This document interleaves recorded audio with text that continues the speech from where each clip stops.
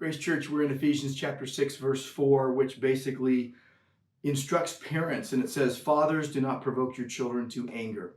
Fathers, it could refer to both mothers and fathers. Of course, he has just said, honor your father and mother. He's been quoting the fifth commandment there from Exodus 20, verse 12. And then he says, fathers, do not provoke your children to anger, but bring them up in the discipline and instruction of the Lord. And last Sunday we saw this, that parents must be courageous.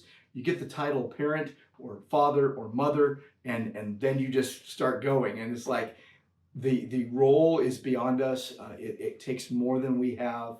Apart from Jesus, we can do nothing. With him, we can do all things through Christ who strengthens us. So we must be courageous, but we should also be cautious because we are to not provoke our children to anger, and literally don't bring them to a deep-seated anger and resentment because of ongoing actions. And this is an actual prohibition against something that is going on. So it's stop doing this. Stop provoking your kids to anger.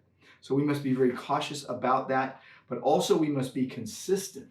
It says to bring them up in the discipline and instruction of the Lord. So discipline is the actual consequences for disobeying the rules of a Christian household. The instruction of the Lord is literally the words, the training by words, okay?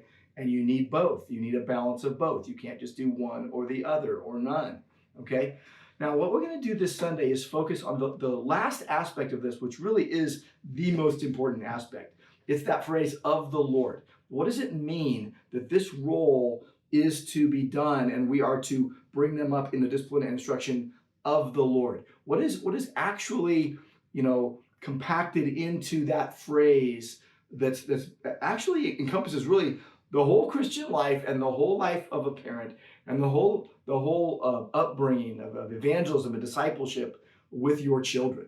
We're going to see that on Sunday, and don't miss it, because I think this last aspect is really the most crucial.